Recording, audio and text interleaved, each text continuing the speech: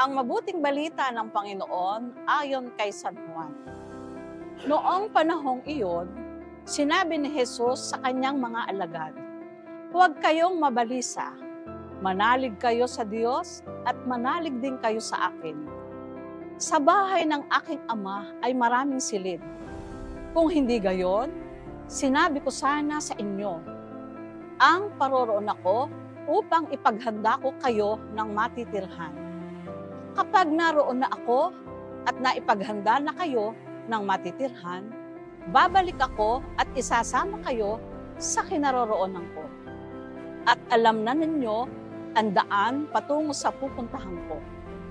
Sinabi sa kanya ni Tomas, "Panginoon, hindi po namin alam kung saan kayo pupunta. Paano namin malalaman ang daan?" Sumagot si Jesus, "Ako ang daan, ang katotohanan, at ang buhay. Walang makapupunta sa Ama kung hindi sa pamamagitan ko." Ang mabuting balita ng Panginoon. Noong January 7, 2021 hanggang January 11, 2021, naranasan ko ang mag-isa sa kwarto dahil ako ay na-COVID. Nadala ako sa ospital at wala akong tinatawag noon kundi ang ating Panginoon. Nang mga oras na iyon, ay lalong tumibay ang aking pananampalataya sa Kanya. Dahil pakiramdam ko ay mamamatay na ako. Subalit humiling ako, nakiusap ako sa Kanya na kung maaari ay huwag muna niya akong kunin. Ngunit kung kaloob na niya, ay buong puso kong tatanggapin. Habang ako ay nasa isolation, ay patuloy ang aking pananalangin sa Kanya hanggang sa ako'y makauwi at lubusang gumaling.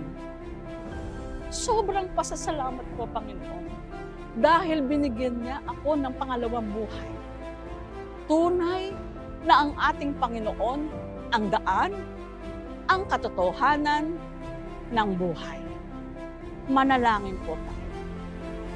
Panginoon, maraming salamat po sa lahat ng kabutihan na ipinadama at pinakita mo sa akin.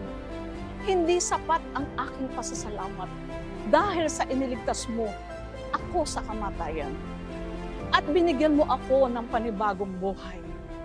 Maraming salamat po sa paggabay at pagpatnubay mo sa akin. Amen.